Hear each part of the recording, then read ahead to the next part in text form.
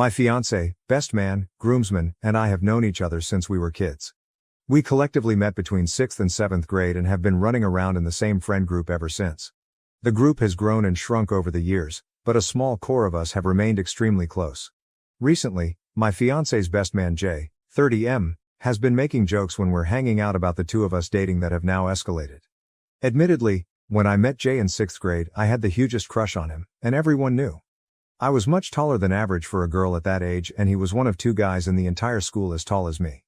That, though, is where the story ends. I had one hell of an awkward phase in middle school, and he was very clear from the start that he was not into it. Post-awkward phase, as friends and adults, it was something we constantly joked about, but never seriously, since everything between us had always been platonic.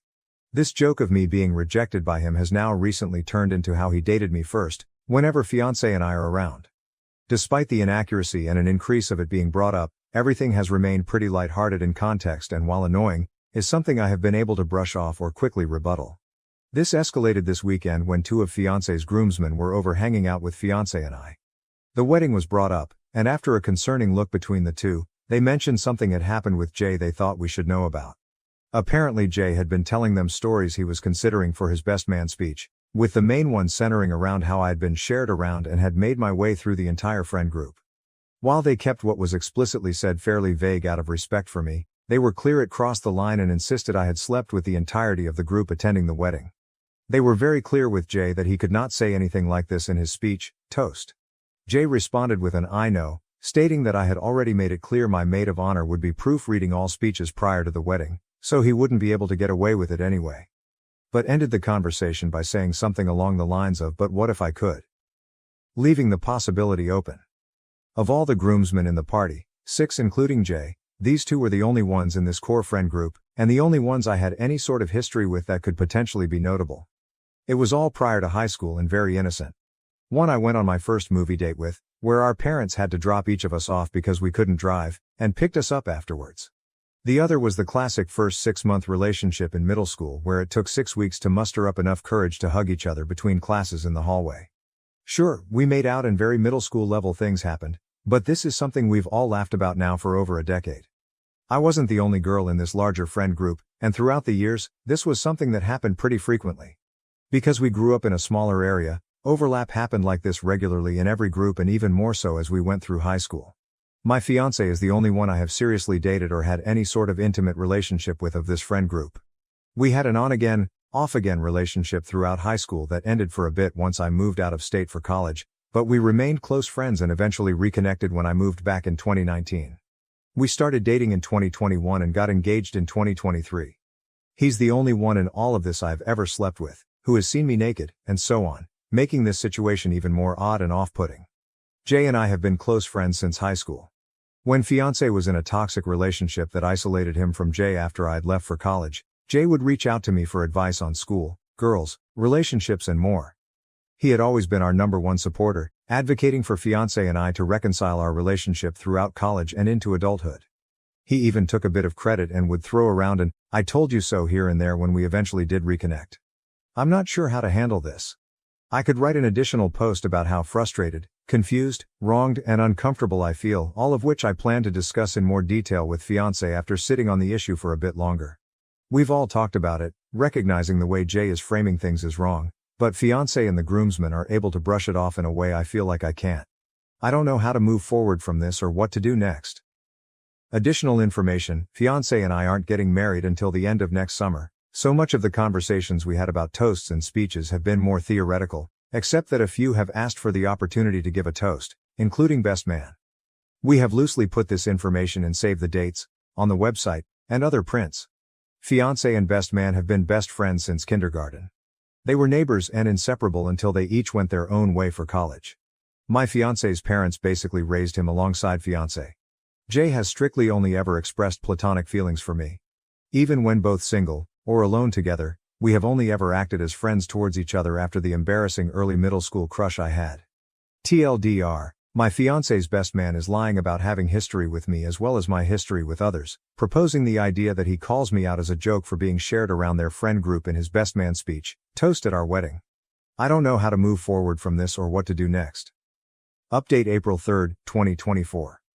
First, I wanted to thank those who were clear and honest about how alarming the situation was from their perspective.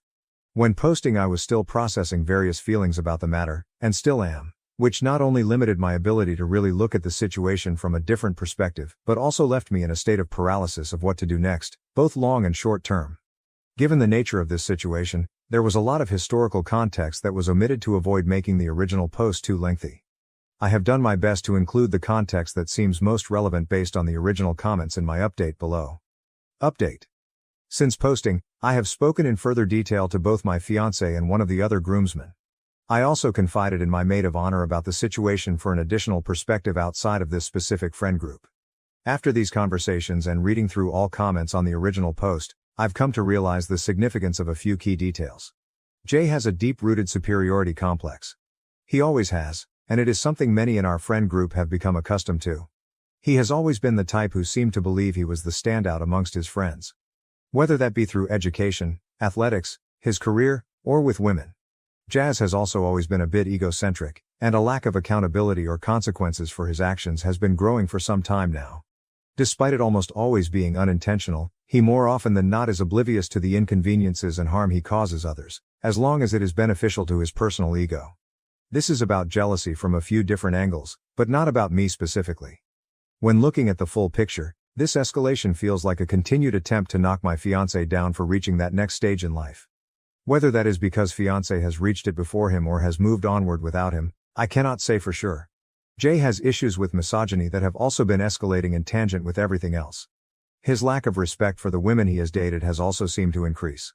Much of the personal tension he and I have had recently pertain to his perspective of women that have begun to veer into a more disrespectful realm, alluding to an increased belief that due to their gender alone, women are inferior. The good friend he was to me over the years, who was always kind and supportive, who never overstepped boundaries and was always there when needed, can exist in tangent with the above information. They are not mutually exclusive. Life happens and people grow, sometimes in opposite directions. I spoke in depth with one of the groomsmen to have further transparency of the situation and what was explicitly said. He acknowledged that the conversation initially centered around the excitement they had for the wedding, and Jay clearly stated he wanted to give fiancé and I the best wedding and experience possible. The conversation evolved and Jay mentioned looking for icebreakers for his speech toast and began bouncing a variety of distasteful jokes that focused more so on the expense of my fiancé than anything else. Then the idea was proposed about explicitly stating that my being passed around the friend group was how they all remained relatively close since middle school and high school. Jay was immediately shut down by the other groomsmen, told to know his audience, and also recognize he was openly alluding to things that were untrue and that could have an extremely negative impact on me personally. The conversation stopped shortly after this and the groomsmen, without context of how this issue had been escalating, chalked it up to a one-off situation with Jay acting full of himself in the moment. Fiancé and I are the first of our cohort to get married and have a full-blown wedding with a ceremony and reception. These comments did not start escalating until after our engagement roughly 1 year ago, following Jay's breakup with his long-term girlfriend. Jay has never made comments like this to me or my fiancé privately or when it is just the three of us together. Any scenario where this has been an issue has been in an environment which involved others, and mostly others that are not a part of this cohort from middle school. So what next? As mentioned in my original post, I spoke with fiancé in detail about the situation and how I was feeling. When all of this had been brought to our attention a few days prior, in an attempt to preserve myself in the moment, I brushed it off more so than I probably should have. I do not blame fiancé for not having any immediate or strong reaction in the moment, because I had avoided one myself. I think it's important to note that Jay is not a day-to-day character in our lives. While he travels frequently for work that brings him to our area, we live states apart. He has not lived in the same area as me or my fiancé since high school. Much of this evolution with his personality has happened in the last few years as well. I recognize this is not an excuse for the lack of accountability on our part, but felt it added important context that this was not something that was observed and ignored daily, but one that has slowly been recognized over time, since we maybe see him 4 times a year at most. Fiancé was extremely open in conversation, immediately brought up having a conversation with Jay, but admitted to not viewing this as anything more than Jay just being Jay and that he was all talk. At this point, we had only discussed how Jay had continually escalated the situation and how uncomfortable I had now become from this. The lack of accountability fiancé had made for Jay's action definitely hurt, but then I recalled a commenter who had asked if I still considered Jay a friend because he actually was, or because that was how it has always been. To sum up what turned into a lengthier and much more productive conversation with fiancé, I told him that while I recognized his friendship with Jay was something that had always been a part of his life, I did not personally want to be friends with him anymore after this. I brought to fiancé's attention that while the scenario was explicitly about me, and attacking the integrity and character of a 12-year-old girl, every action or usage of the scenario was used against him to invalidate his accomplishments of getting married or make him come off as less than. I told fiancé it was up to him on how he handles his conversation with Jay, but regardless, the disrespect Jay had shown me in this was a clear statement of what he thought of our own personal friendship. I firmly believe it is not my place to force how my fiancé handles his own personal relationship with Jay in this. All of this was deeply taken to heart, and you could tell that fiancé had started coming to his own realizations as the conversation progressed. He recognized that if the roles were reversed, or if it had been any one of my bridesmaids slandering me or him in any way, he would be firmly advocating for me to reevaluate my friendship with them. Fiancé asked for a few days to stomach the information himself and reflect on what he wants to say to Jay. He asked if it would be acceptable for him to bring up that I no longer wanted to be friends with Jay personally, and I said yes. I was clear that if Jay wanted to talk with me following their conversation as well, it would need to be the three of us and not a personal conversation. I am still evaluating how to approach the speeches toasts at our wedding and be open to perspectives and ideas. For now, I reserve the right with my fiancé to omit Jay from giving a speech and having my fiancé choose another groomsman to do so in his place, potentially canceling the speeches toasts altogether, and if Jay is allowed to give a toast, telling the DJ to cut the mic if need be. All of which he agreed with. There is still plenty of time for the situation to develop, and for potential future updates, but I wanted to again thank those that emphasized the seriousness of this issue, gave their honest input and advice on how to handle the situation, and provided perspective on what they believe should be done next. When originally posting, I was still in a state of shock, trying to accept the situation as it had unfolded. Your responses constructively pushed me into the reality of what was happening, and what I was feeling. Relevant comments. Additional info, miserably winning. Wow, I have a couple of comments. How were you fiancé friends with this guy for that long and been okay with his behavior? Why is his best man so comfortable to even joke about something like that? Why does he need time to digest cutting him off? Why is he even still involved in the wedding? Personally, I wouldn't allow anyone to disrespect my significant other, let alone someone I'm supposed to be marrying. Best man or not. I think they are both walking red flags. Jay for being a misogynist and your fiancé for not cutting him out of the wedding and his life. These things can be taken as a joke for sure, but the level of disrespect is too great and your fiancé should stick up for you if he has any shroud of decency and respect for you as his fiancé and soon-to-be wife. OOP happy to answer, since I think it will be helpful for many. I also added a very small edit to the update to acknowledge a bit of this. Much of this behavior has developed over time and apart from all of us. As a kid he always had a superiority complex, but he was also very kind and respectful. It came off more as immaturity than anything else. Plus, at the time, we were kids too. Following high school, Jay and I each moved a significant distance away from where we grew up. He still lives that far away. We get together maybe 4 times a year at most, and I genuinely believe he did not see me as more than some woman to use as collateral to knock his friend down when he made those comments. Fiancé has no brothers, and Jay has always been a part of his life, filling that space. Jay also has no immediate family in his life and hasn't for quite some time, making fiancé's role a bit more impactful. It is much more similar to him cutting off a brother than just another friend. Fiancé has also always been extremely kind and had a very peaceful soul. Don't get me wrong, while fiancé prefers to avoid conflict, he has always been willing to stand up when necessary as well. I don't believe he realized how much had been at his expense as of late until after our conversation. Given their long history, I believe he's reflecting on a lot more than just this specific situation. The wedding is still over a year away, and not until the end of next summer. And this all has happened in less than a week. Neither fiancé nor I have talked with Jay yet, so I did not feel it was right to post about any hard decisions regarding cutting him from the wedding, and so on. These things can be taken as a joke, but the level of disrespect is too great and your fiancé should stick up for you if he has any shroud of decency and respect for you as his fiancé and soon-to-be wife.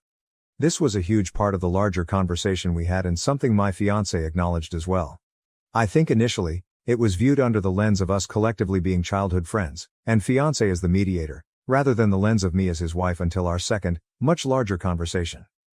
OOP's reply about the fiancé's reaction: it's only been a handful of days since this all came to light. I wish your fiancé's reaction had been more about coming to your defense than Jay's, but understand that sometimes people need time to truly process all that contributes to a messy situation, especially one with deep roots and close ties. Thank you for conveying this so well. I did my best to add an emphasis to this, but could not do so as well in my own words and fear it got lost in the length of the post, something for me to work on in future posts for sure. I very much have worries, and knowing my personality, will also be worried day of. I expressed this to my fiancé as well, and he completely understood. I recognize there is still plenty of concern to still address with my fiancé, but given how fresh this situation is, I wanted to afford myself a little grace of absorbing my feelings for what has happened before figuring out exactly what to do. I lost a friend too. New update 2 October 11th, 2024. I'm considering canceling our wedding and calling off our engagement over a pizza. TLDR. After canceling his health insurance without discussion or my knowledge, and a severe lack of support, consideration and accountability, I'm considering calling everything off. Buckle up, because this is a long one. While the drama around my fiancé's best man has simmered, the deeper issues surrounding a lack of support have not. Apologies in advance for this not being centered around my fiancé's best man. Not much has honestly changed. A conversation between them was had, much of which was my fiancé assuring him that things would blow over and accommodating Jay's stresses that it was only a joke. While my fiancé acknowledged what was said was wrong, the conversation wasn't to set boundaries. I eventually had to have my own conversation with Jay that my fiancé stood silently in the room for. I reached my breaking point 2 weeks ago. Following everything with his best man and a few other challenges we'd been facing, I tried putting my best foot forward these past 6 months. I sought out therapy to address the lack of support and anxiety I was feeling and have made intentional efforts to work on our relationship to ensure we were in a stronger place before committing to each other. In May, after some unexpected and startling health concerns requiring an emergency room visit, my fiancé came clean to me about secretly canceling his health insurance in January without talking to or telling me. When I asked him why, he blamed the cost of the wedding being too expensive and wanting to save the $150 a month, taking no other accountability for his actions, outside of an apology. I have a small amount of experience in accounting and have budgeted the wedding down to the last dollar. This has included the consideration of inflation and other potentials as well. In total, from the smallest decoration to the cost of a marriage certificate, everything comes down to around $22,000, all of which I have strategically budgeted for throughout our 2-year engagement. My parents have graciously given us $14,000 as well to help with the expenses, and I have personally taken on the price of my dress, wedding bands, and a slightly larger portion of the vendors. To put it simply, while it may not be as much as others, we have privilege. Not only was there no need for this cancellation, but I have yet to see any of that additional support for expenses. Regardless, in response, I took it upon myself to take more of the costs on and pursue a part-time job on top of my full-time position that earns roughly $70,000 a year. While it's not by a large margin, I do make the most between us individually, and have a larger responsibility in my daily work life with longer hours and a significant level of expected travel as a result. The choice to take on a part-time role was not one of want, but of desire to ease the burden he was feeling. I started a role reviewing blogs, essays, resumes, and other forms of writing in July, and our relationship quickly unraveled. Because I commute, I typically arrive home 3 hours after my fiancé. After arriving, I would immediately have to hop on my laptop and review writings for the next 2 hours or so to stay on top of my quota. I tried my best to make a routine out of it, so we would have intentional time together once I finished each night. This was met with cold shouldering, frustration, and a lack of consideration for my level of exhaustion and strain for months. Anytime I asked him to choose a show to watch or decide on dinner, he usually does cook because I get home so much later. While I revised, I was met with scoffs and accusations that I no longer cared to tend to our relationship. I tried countless times to address his frustrations and was shut out or cornered in a circular argument about my priorities. 2 weeks ago, I was slated to travel for my full-time position to Atlanta during Hurricane Helene. In a matter of 12 hours, my afternoon flight for the next day was shifted to one leaving at 5 a.m., to give me ample time to shelter in place prior to the arrival of the storm. I rushed home to finish packing and prepare myself to drive over an hour to the airport and stay at a hotel nearby for additional flexibility in case of issues surrounding my early travel that next morning. After arriving home, I immediately hopped in the shower and asked my fiancé to order dinner so we could have one final meal together. During my shower, he offered to order a hot honey, jalapeno, and pineapple pizza from a new place we'd been wanting to try. Which I normally would have been happy to try. However, I don't like jalapeno the way some people don't like cilantro, and am avidly against pineapple on pizza. Something that's come up multiple times during our relationship. And while I'm good with spice, the idea of taking that on with the travel stress and early start time I had the next day made me hesitant. I calmly asked if there was another option for tonight and if we could try that specific pizza once I got home instead, expressing my concerns over my nerves, which received a frustrated scoff and sarcastic response of, "What then, just cheese?" I explained any other topping combination would work, and restated my issues. He walked out of the bathroom without response and I finished my shower. The pizza was never ordered, no food was ordered. I followed up as soon as I got out of the shower, asking if there was another option he wanted or a place he wanted to consider, and received a prompt no. As I finished getting ready, I asked if anything had been ordered again, and no. I finally snapped and begged and demanded him to order the hot honey pizza because I was out of time. He accused me of making him feel like he's forcing me into the decision, but after a bit of back and forth, the pizza was ordered and the mood immediately shifted. Everything was peaceful, warm, and loving at home up until I left. Yet I cried the entire hour and 15-minute drive to the airport hotel. I cried the entire next day, throughout the storm in Atlanta, and the entire day after. Following a lack of sleep, stress, and intense emotions, I had a complete mental breakdown, realizing I can't live like this. I called my fiancé and poured out every frustration, emotion, and feeling, which I admit was probably not presented in the best light, but none of it was well received. In the 2 weeks since, despite many attempts, conversations have gone nowhere, with only ultimatums being offered for me to make. I've proposed countless alternatives that focus on us working on ourselves and together these next few months, but he is only seeking an answer to whether or not we will be getting married next summer, and has made it known this is a decision that must be made by the end of October. At this point, I don't see how I can possibly gain the confidence to commit myself to him by next summer. For the sake of not doubling the length of this post, I will leave it at this for now. All of this is being discussed with my therapist. At this time, he has chosen not to pursue counseling with me, despite my asking and advocating. Many words have been expressed, and I'm trying. But I'm starting to second guess and waver on just how far love can get me through all of this. Wife set me up with her friend's hot sister to test my loyalty on a work trip. When I found out, I was incensed, and now she wants to fix things. Hi guys, I need some advice. I honestly don't know how to deal with this scenario. You can call me clueless, with a big capital C, bold, italicized and underlined. I am 23 years old, and my wife, Amy, not her real name, is 22. We have been married for over 3 months. Amy is a student. She did not begin college until she was 20, so she has completed 2 years thus far. Meanwhile, I make a decent living and am the sole provider. I did not attend college but instead entered the workforce, and things have gone well for me thus far. Amy works part-time at a coffee shop throughout the summer and on weekends, but it's not much, about 15 hours a week, mostly for her own spending money, though she occasionally helps with groceries. I pay for my rent, utilities, groceries, and other household items. Amy has some student loans, but my goal is to pay off as much of her debt as possible, even if it means cutting back on other expenses. I was just promoted at my employer, moving from a union job to management.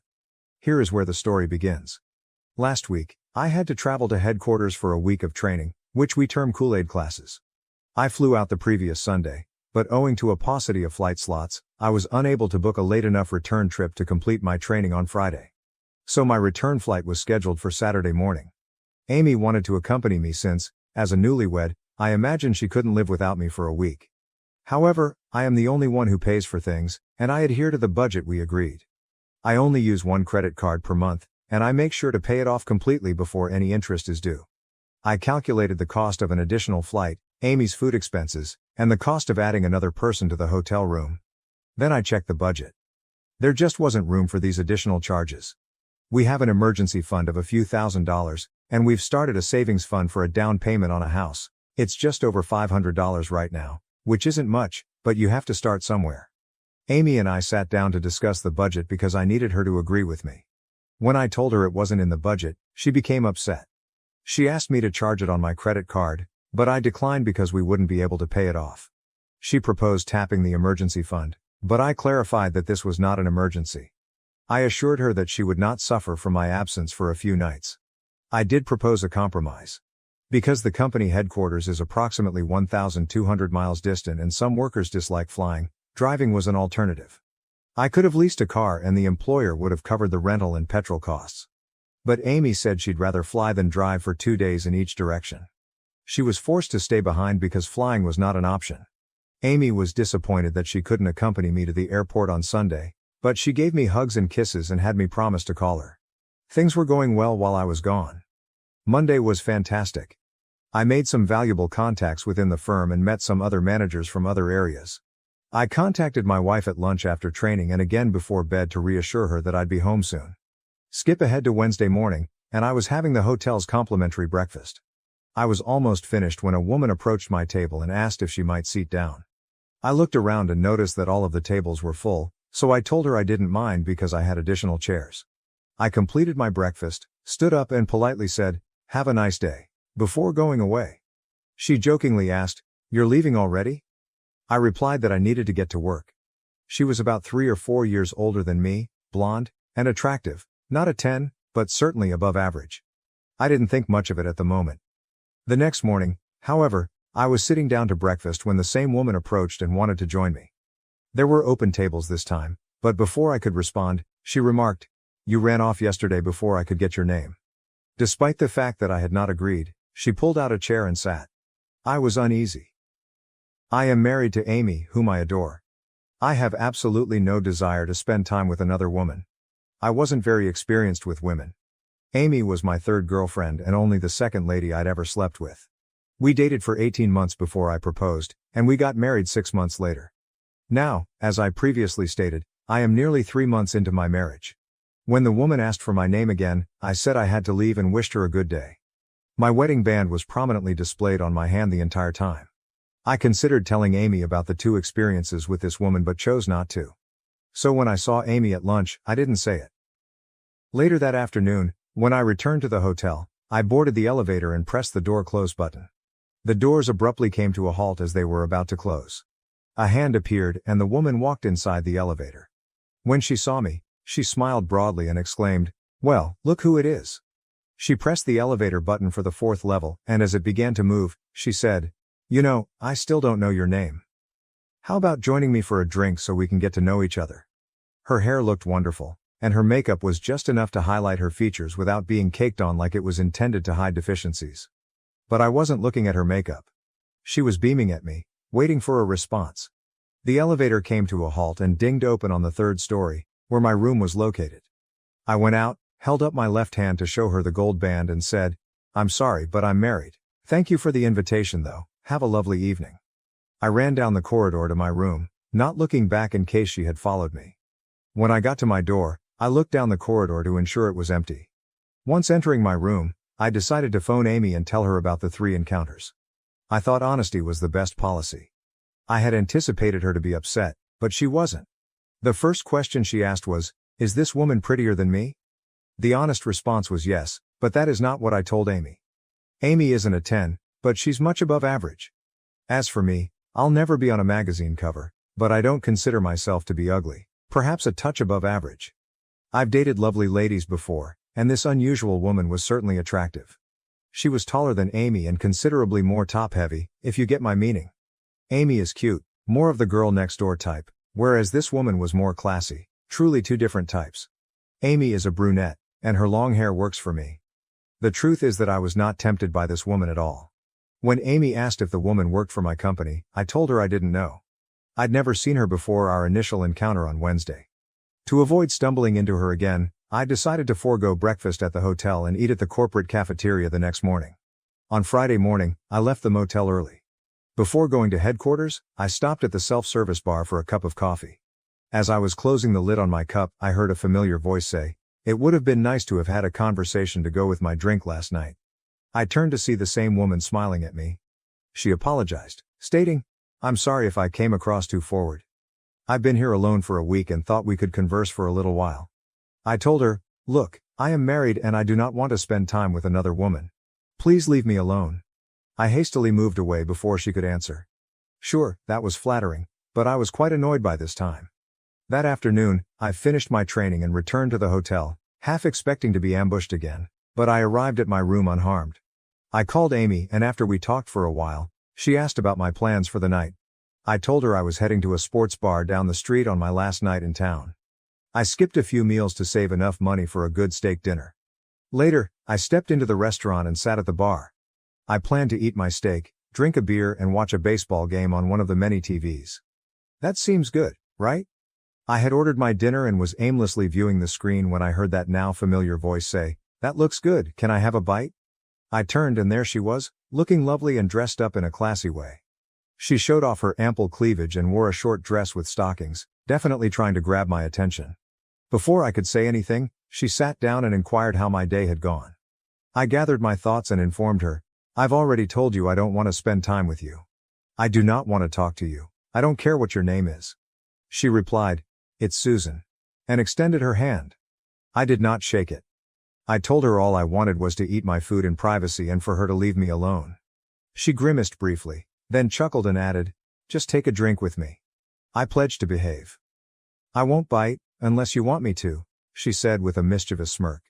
She ordered a drink and said she'd be right back before leaving to what I imagined was the restroom.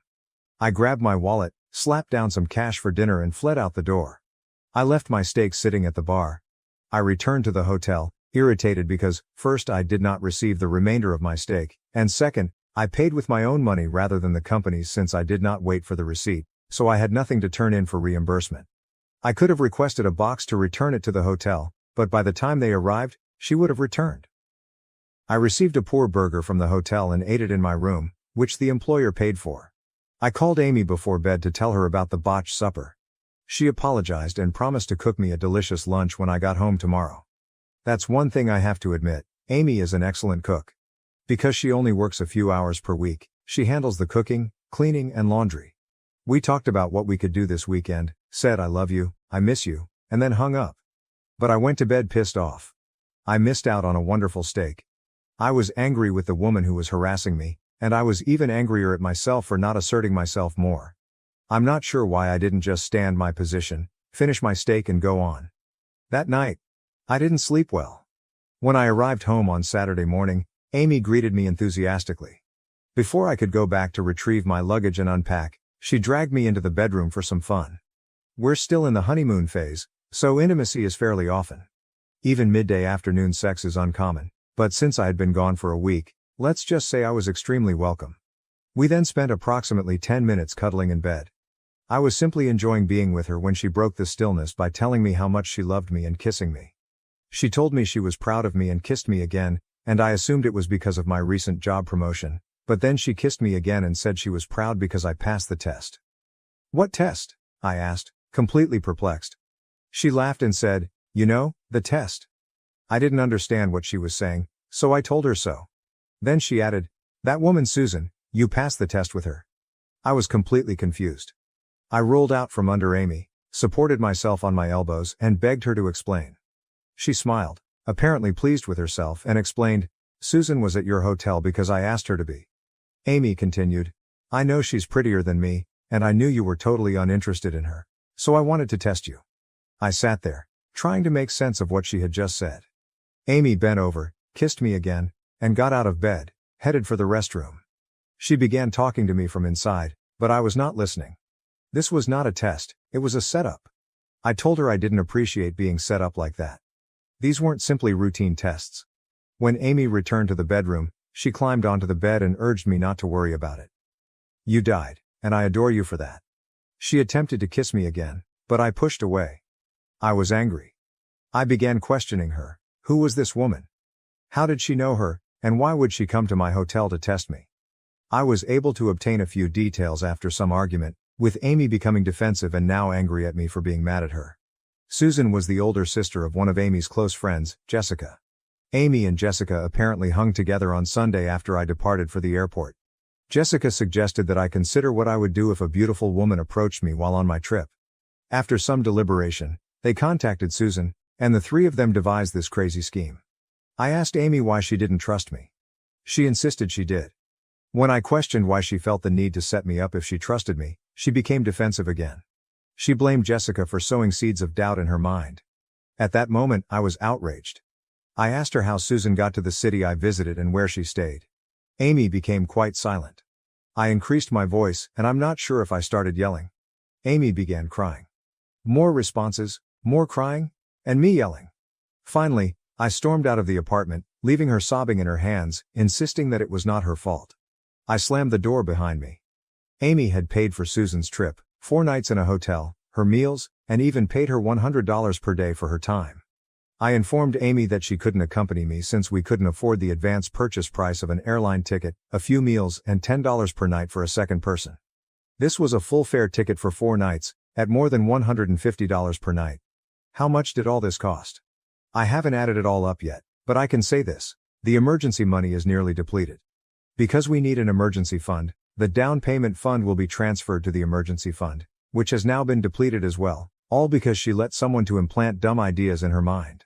After leaving, I called my coworker Jacob and told him I wanted to speak with someone. Jacob and I had worked together for a few years before he moved into management 6 months ago.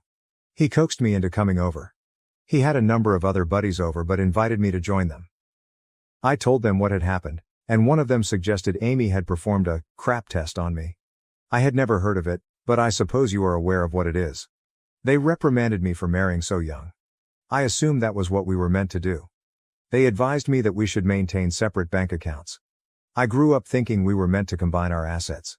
Then they chastised me about Amy being an authorized user on my credit card. Okay, I understand how this could have been avoided, but locking the gate now does nothing because the horse has already left. One of the guys recommended I watch some YouTube videos. We saw a couple together after cooking some steaks. Unfortunately, I was too unhappy to eat, so the entire lunch was spoiled. He also told me to write to you, which is what I'm doing. In the end, it's only money, and while I can rebuild my finances, that isn't the purpose. She absolutely ignored everything I was trying to do to alleviate her insecurities. She also set me up. Can I get through this? Amy and I married because we adore each other. I've always seen her as a nice, kind and caring woman, but now I'm torn. What she did has made me rethink who she truly is. I've never set boundaries with Amy. Will it work to sit her down and set them now, or is it too late? That horse is already out. Can you have a relationship with clear boundaries if they are established later and expected to work? I would like to make this work with Amy. Amy began blowing up my phone but I ignored it. Then it was my parents, and finally hers. A few of her pals had also texted me, but I ignored them all. I finally shut off the phone. After spending some time with Jacob, I didn't want to deal with any of them right now. Jacob invited me to stay with him for a few days to sort things out. I would love to hear your comments on this. I'm not sure what my alternatives are. My inexperience has gotten me into this mess, and I need to get my head out of my sass before I suffocate and figure it out. Here are a few things that need to happen. 1. She does not return to school until she repays this sum. 2. Create separate bank accounts. 3. As long as we're married, she won't take out any additional student loans. She pays for them herself. 4. I have already removed her from my credit card and requested that a new card with a different number be supplied. 5. I'm also considering telling her no more Jessica or Susan. She cuts them off totally. Proper now. I don't trust her to make the proper decisions. I got on my phone and texted Amy and both of our parents, telling them I was figuring out how I was going to handle the situation. I told Amy that I would take a sick day tomorrow and come by in the morning to chat to her. Until then, everyone should leave me alone. I am ignoring all texts and voicemails. A nudge in the correct direction would be highly appreciated if you have time to do so. Thank you, everyone. Am I the asshole for hating my older daughter for throwing a forbidden party that led to my younger daughter was assaulted by 4 men?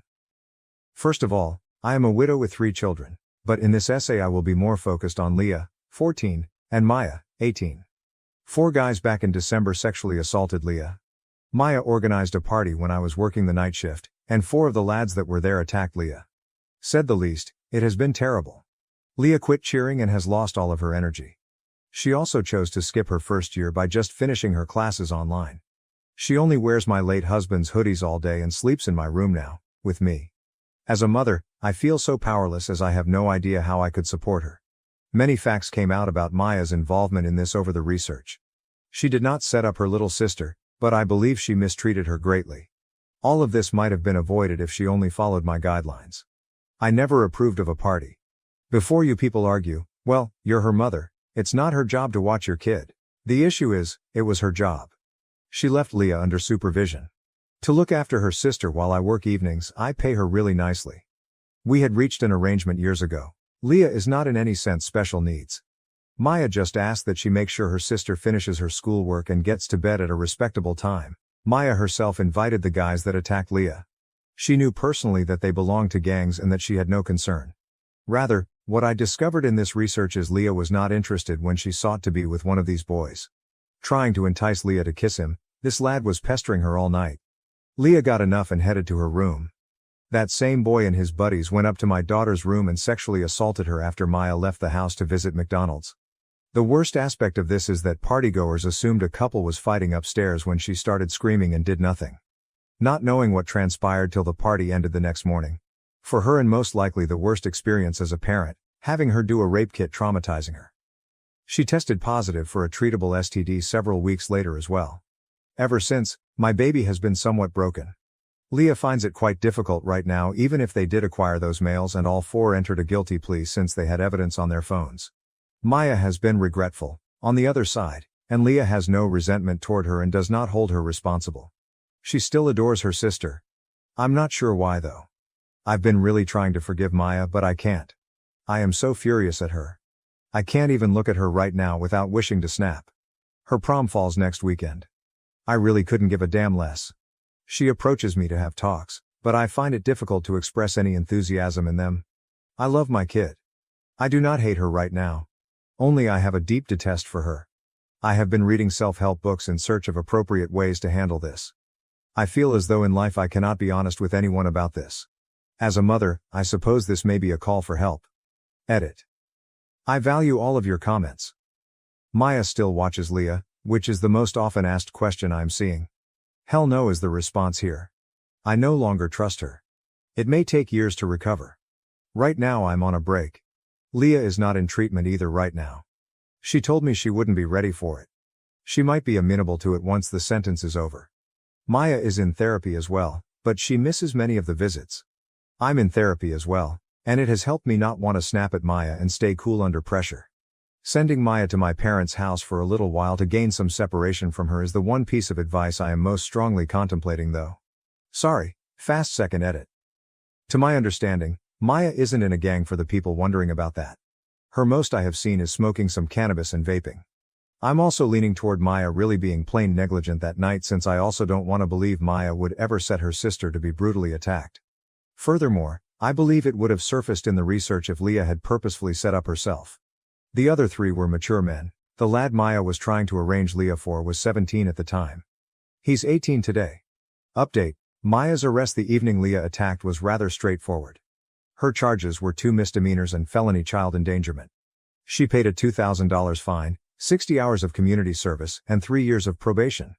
The court was rather friendly to her. I grabbed her car as well. But following this update, I might have ought to have punished her more severely. Turning now back to the update, TLDR at the bottom: Thursday afternoon Maya and I got into a fight. Leah came to me virtually agitated and on the edge of tears after 5 people messaged her that day offering sympathies for her attack. Leah has been quite clear, she wants nobody she knows to know she was attacked. After more research, it comes out Maya told a group chat of 27 individuals Leah was the victim. Leah told me she feels ashamed and she can never return to school next year. I naturally then went to confront Maya about it. I was overreacting, she insisted, and Leah was acting dramatically. She did not see the problem when I tried to use reason to explain how she mistreated her sister. She interrupted mid-lecture and exclaimed, "Jesus Christ, Mom, you need to let her deal with this instead of always leaping to her defense. Leah is not unique among women everywhere who experience rape. At least they don't define their personality like she does entirely. She's fine as well." Last night, I actually listened in on her on the phone chatting to a lad. It suddenly clicked for me at that instant when I saw her mask slip and she was not really regretful at all. I answered, "Pack your," saying she would be living with my parents until I let her back. She did exactly that. However, Maya sent a text to meet her at her therapist session later that day the next morning. Looking back, I wish I had never gone, since her therapist only saw her point of view during most of the visit. Maya opened up at the beginning of the appointment, apologizing and outlining her reasoning for telling her pals. She was venting, hence she didn't consider it as a major issue since Leah seems good these days and the public case that was in the news is public. Leah lists as a Jane Doe and has no name, but I digress. We then descended into the smallest details of everything. Maya told me in front of the therapist that she feels emotionally abandoned by me and that I never seemed to care about her trauma in the scenario, which for her, meant having to stay in jail for a weekend and losing one of Leah's literal rapist buddies. Though I wish I could be laughing, I am dead serious. We discussed that for 30 minutes first. Given their father is no longer with us, her therapist said I should strive more to be Maya's mother and guilt-tripped me for not being more emotionally present for her. Though I am a terrible parent, I do not want to be emotionally present for Maya if it means supporting her and gassing over the relationship of the person who destroyed her sister's life. Maya has been telling Leah that the therapist was on one, particularly because she continued referring to what occurred to Leah as an accident or stating Leah seems happier these days. Leah actually still scores fairly low on mental health assessments yet is rather physically high on antidepressants. Feel free to skip over the next paragraph if I simply had an outburst since I become quite graphic here and have a major trigger warning. I think it's kind of nasty that the two of you are ignoring Leah's trauma in all of this and keep referring to it as an accident, I told Maya and her therapist. Your sister was in the hospital suffering from something your friend did. You spent a weekend in jail. Ironically enough, if you ever listen to Leah, she has said that your friend was the most hostile toward her throughout the attack and was the source of most of her injuries, including strangling her. So for you both to sit here and criticize me for not caring that you lost your friend due to something horrible your friend did to your sister is just nasty. Right now, my main regret is helping you choose a lawyer. I ought to have let you figure it out for yourself and perish in that jail. At this time Maya began crying in the office, claiming it unfair that I held her responsible for Leah's fate. Leah kept hovering near to her at the party, so she told me the only thing she was attempting to do was get Leah out of her shell. Interjecting suddenly, the therapist asks Maya, how did Leah respond to you when you apologized? In such a protective way, Maya responds, apologize for what? I did not sexually harass her. When the therapist mentioned it, even she was startled, and at that moment I was startled and at that moment I had heard enough. I got to stand, raise my hands and go. This was Friday afternoon. I haven't seen Maya since then. Maya has been messaging and calling me, pleading to come home so she might apologize to Leah and me, but at this point I'm not sure. I never imagined I would be the parent who would have no contact with my kid, but I'm not sure whether I could live around her. She is not repentant about what happened. I cannot trust her. Part of me wants to try to make it work for Leah since she asked yesterday if she destroyed our family, and it crushed my heart. Leah adores and looks up to Maya. I doubt she can understand at this point that Maya also failed her. I simply find myself caught. Tell me if I'm wrong for not grasping Maya though. I apologize for the not very cheerful update. I should thus say what happened that morning. By now I go home from work at 8:30 a.m., and my house was wrecked and several of Maya's buddies were still there. Of course, I argued with Maya a little regarding party planning. When I checked on Leah later, she was not in her room but her linens were bloody. Maybe it was the time of the month and she was sleeping or washing in my bed. But as I looked about my room, she was nowhere. When I started phoning Leah, her phone did ring. I heard it emanate from my closet. It's a walk-in, and I observed her cocoon-like blanket-covered state. She wasn't awake when I shook her to get her going. When I tried to untuck her, I discovered abrasions around her neck and bleeding on her scalp. I began yelling for someone to dial 911. Leah started crying when she started to sort of wake up in the ambulance. Maya's friend raped her, and she first told me she couldn't get up since she was in so much pain. I honestly didn't care about Maya at that time when the cops and ambulance arrived. I advised her to be truthful with the cops and she ought to be okay. I knew nothing as I know today. They then drove her to the station where the cops questioned her. Leah's medical report revealed what had transpired, hence they chose to accuse her with child endangerment. When they told Maya what happened to Leah, I did not observe her response. I considered it to be a lovely moment nevertheless when she hugged Leah once she was released from jail. From that period, the only red flag that jumps out to me is Maya's partial lack of cooperation about the distribution of the names. She claims she forgot. Fortunately, DNA from Leah and the crime scene, all four of Leah's rapists were already in the system for earlier offenses, one even on probation, so they were readily found. Following that was a domino effect. My son is my oldest. He married a month before things fell apart, and I wanted him to savor the honeymoon period with his wife, so I didn't want to draw him in too much about Maya. His wife is quite helpful, and she takes Leah all the time for sleepovers, or just to get her out of the house. Although I know I'm not alone in dealing with this, my daughter F14 has been quite understandably depressed. In 4 years, at her early age, she experienced 2 horrific events. She lost her dad 4 years ago and suffered sexual assault back in December. I recall feeling as though the world was against me when I was 14, with both of my parents on my side and having never experienced an assault. I find it incomprehensible what she is going through right now. I asked her if she was okay when I heard her sobbing in the bathroom this morning. She said promptly she was okay. It just makes me feel so powerless as her mother, as I am unable to assist her or alleviate any of her suffering. Since both of my parents are still living and I have never been sexually molested, I cannot even completely identify with her. Since I cannot advise her and assist her with the current circumstances, I feel like I'm a bad mother. As a mother, I believe I should know everything. Unfortunately, I do not. I feel like 99.9% of the time I'm not sure what I'm talking about, hence every time I try to comfort her she most likely wonders, what is this woman talking about? Please leave some useful advice if any other mothers can relate. 3 children of mine are M24, F18, and F14. 4 years ago, COVID claimed the late husband quite unexpectedly. He lacked a will, but our life insurance policy paid a $360,000 death benefit. As his wife, I paid the whole cost. I chose to split the money 4 ways. I would get $120,000 and each of my 3 children would get $80,000. Since my kids were minors at the time, I promised them they could access their whole amount when they reached 18. Still, I would let them utilize some of their portion if they ever wanted to do something expensive. I looked after most of their requirements. I handed my son his portion immediately away as he was over 18. This was a verbal commitment, and I meant to follow through exactly. But recently, my middle daughter, let's call her M, was jailed in December for child endangerment after brutally mistreating her little sister, which resulted in something terrible happening under her care. She left roughly $65,000 after deducting some of her $80,000 for attorney and court fees. Fast forward to now, and my youngest kid is still somewhat challenged.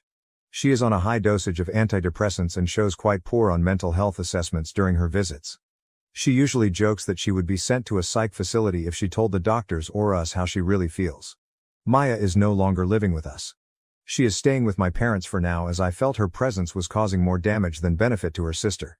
She has been pleading with me, nevertheless, to have the money I promised once she graduated. I have not been eager to do so. Familiar with the circumstances, my sister thinks Maya doesn't deserve the money and I should use it to keep home longer with my younger son, who will be alone throughout the day once I get back to work. Given my youngest's poor mental health and school being closed, I'm quite concerned about her.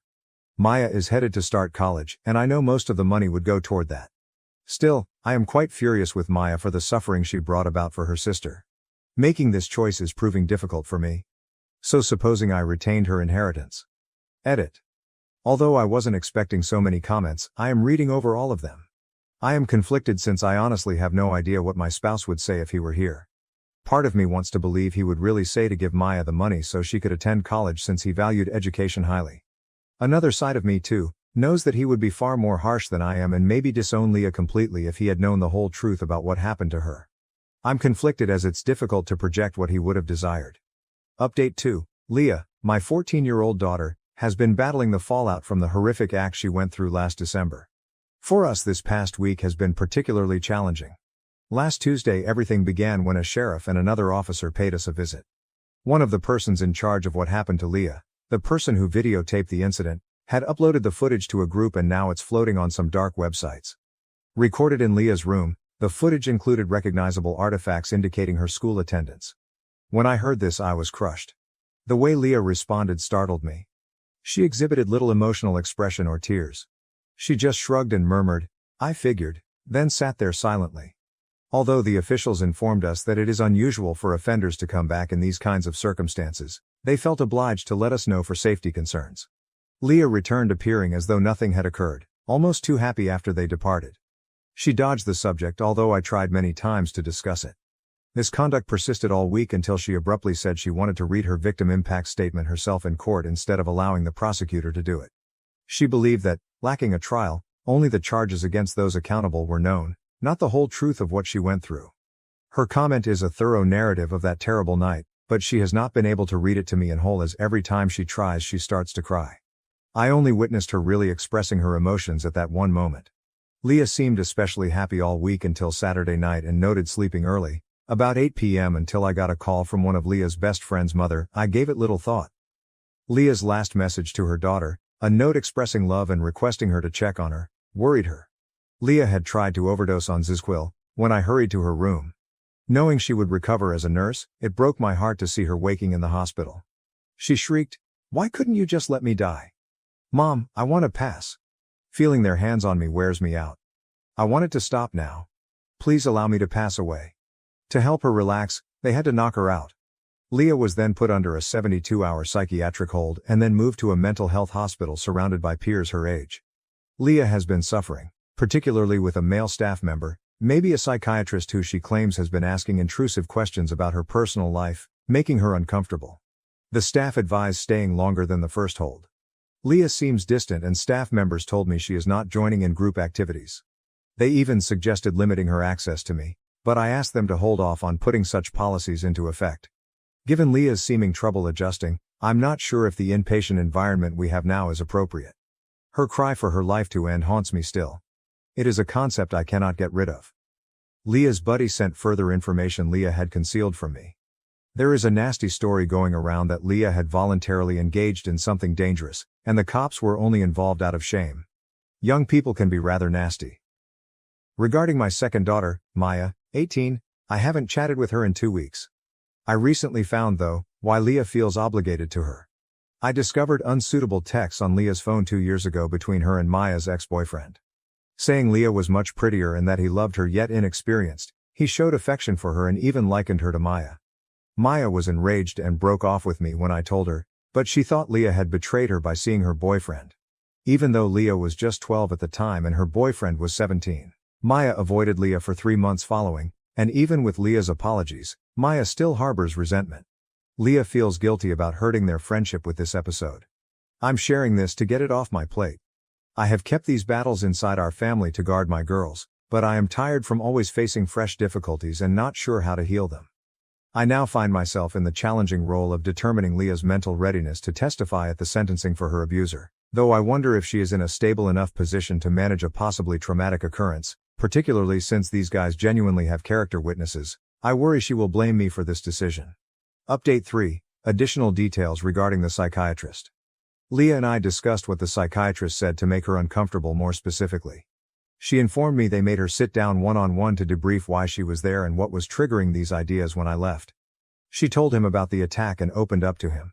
But he wanted to know whether this was her sole sexual encounter. Leah answered yes, but he kept challenging her as if he didn't believe her, asking things like, "You can tell me if it wasn't your only experience. I am not going to inform your mother."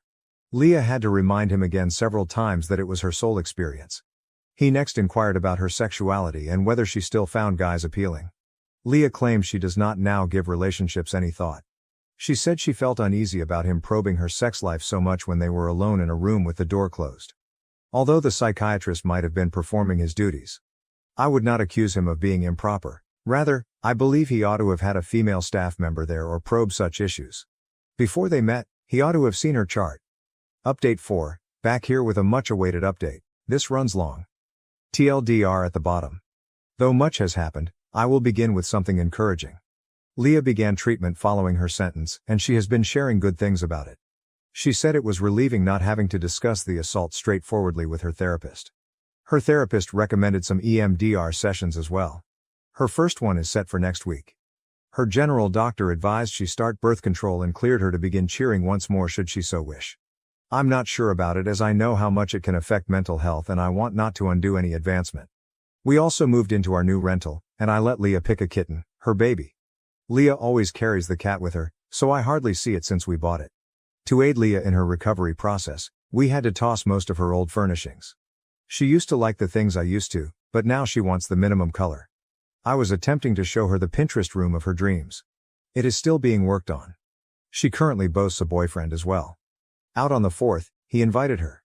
He is age appropriate, and I have known the child since I grew up with his dad, so I know he comes from a decent home. Leah appears like she could be developing codependency on him, which worries me the only thing. He is on FaceTime with us if he is not at our house. She wants him to tag along every time we go out. This has been happening since he asked her out formally. As Maya moved out, I would say it's been like this. Yet I'm not very concerned as I believe it's only like this now since it's summer and a fresh relationship. She seemed at first to be happy for the occasion. My last post drew a lot of critical comments as I wasn't informing my kid all the specifics or moving quickly enough. Though I almost wanted not to share this, I want to start by noting that I know my children and they know me. Timing is something I respect personally. I wanted to be sure I had facts, not presumptions, before I spoke with my other children. I knew in my heart that I tried my best to make my daughter answerable for her acts. I wanted to arrange a meeting with the detective who questioned Maya to tell him everything. The detective informed me he investigated Maya but lacked sufficient proof when we met. It wasn't enough to accuse her, even with all I told him. So he could only accuse her of child endangerment for leaving a juvenile she was supposed to be supervising in a house with a documented sex offender. He soothed me though, and confirmed what I had thought.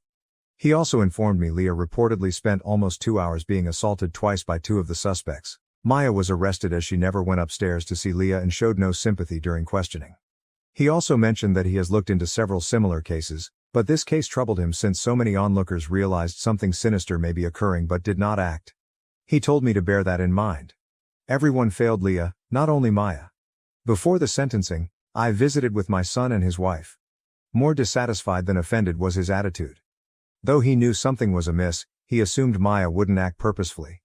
My son and daughter-in-law told me they always believed Leah made Maya jealous or threatened. When Leah removed her braces, my son observed that she started to grow into her appearance, drawing greater interest from Maya's friends. Leah was the nice sibling amongst the two. According to my daughter-in-law, she personally saw this during the bridesmaid dress fitting. Maya attacked Leah instead of complimenting her. Maya responded, "I know, that's why I have to humble her." When my daughter-in-law informed Leah that Leah would unlock so much potential once she saw her beauty and ignored her bullies. Though she considered it odd at the time, my daughter-in-law didn't give it much attention until recently. Maya blocked them as soon as I tossed her out too, and today they know why. The sentence was not as harsh as I'd anticipated. Leah admitted she first found it to be dull. Of course, the mothers and fathers of the offenders were the character witnesses. One mother reported that it was a terrible night and that we should stop aggravating additional damage. One dad claimed his kid had been mistreated at Leah's age and that Leah had to have set off something inside him. Leah found nothing impressive about this. She said she ignored them, but I sensed it bothered her. I was so very proud of Leah when she chose to create a video and read her victim impact statement. Leah didn't look at all 4 of the offenders even though they all said apologies to her before the court. She heard them and thought only one was really remorseful. The rest responded robotically. 2 of the offenders were sentenced to 10 years, however they might be released 6 years early. Because of his past offenses, the person who filmed it received 12 years. The prosecutor warned me he might be in there for 20+ years due to a different charge. Leah's friend Maya, who she most worries about, received 14 years. The judge noted that he should complete the whole term and not be paroled as he had past difficulties for something similar. Leah wanted them all to be 14 years, but she was good with their sentences. Should they leave early or should there be parole hearings, she will be informed. My son said Maya was present but she stayed far back and departed right away when the court adjourned. Leah was particularly disturbed by some of the families of the offenders trying to personally apologize to her and chat with her. Apart from that, she managed it really nicely. We started debriefing everything while we were driving back home, and I tried to explain the next steps. Leah informed me it was strange that one of the offenders called Maya friend when we arrived home as Maya would not be friends with someone like that. She stated this and my face went white. I realized it was time to tell her. I said, "I had been intending to tell you this. I'm not happy with your sister for several different reasons." Leah was still perplexed, so I clarified that Maya was arrested for leaving the house, not for throwing the party. Leah simply said, "Oh okay, not giving a damn about that." Then I answered, "He wasn't lying in front of the courts. Maya went behind your back that evening to attempt to set you two up. Maya was friends with your sister." I then witnessed the flash of insight. Leah first assumed I was lying, but as I continued to speak, it was as though she watched someone's heart break before her eyes. She interrupted me off and remarked, "I don't believe you. Maya would never hang around with someone that terrible. She might not have been best friends with him, but she did have some kind of relationship with him," I said. "Mom, if that's true, that's really bad," Leah said. "None knows how nasty he was to me all day. I had to sit in the courtroom listening to people claim he was a wonderful person although it is untrue. Why does nobody agree with that?" I started apologizing to her at this time, and she grabbed her phone to call Maya. Maya responded with a really happy, "Hello." And Leah went right to the point asking whether Maya had ever been friends with her offender. Maya admitted she was friends with him before anything happened, even though I really believed she would lie. Leah then inquired as to whether she was attempting to get her to date him. And Maya answered honestly and positively. Leah hung off on her before Maya could clarify herself. Leah began shaking rather severely while she was tapping on her phone, and I knew she was blocking Maya on everything. She looked up at me with tears in her eyes once she was done and asked, "Mom, why does she hate me so much? Whatever I did to her, she still hates me. I have been trying to be her buddy. Why?" Over the course of the day we shed tears together. To be honest, Leah told me the next day she had finished with Maya and wanted nothing to do with her for some time. She stated she felt more enraged than depressed after sleeping on it.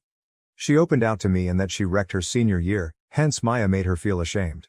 Leah blamed herself for what happened by not being more cautious and not locking the door. Yet, to now discover that she did lock the door and that Maya had far more control of the circumstances than she led Leah to believe makes her very unhappy.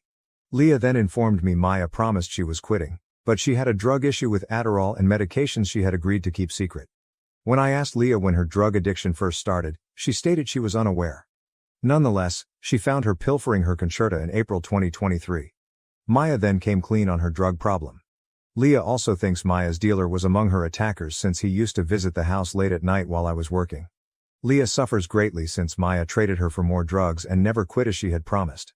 Leah further related that her assailant claimed during the attack that if she refused to participate, they would harm Maya, which would make her feel worse since she knows Maya wouldn't do the same for her. Although it was a few weeks ago, that was the last time we truly discussed Maya. I know she is suffering greatly.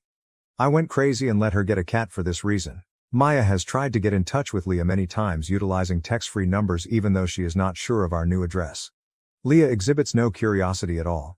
Maya has been taken in by my mother-in-law, with whom I have never gotten along, paying for her education and purchasing her a new automobile just to spite me.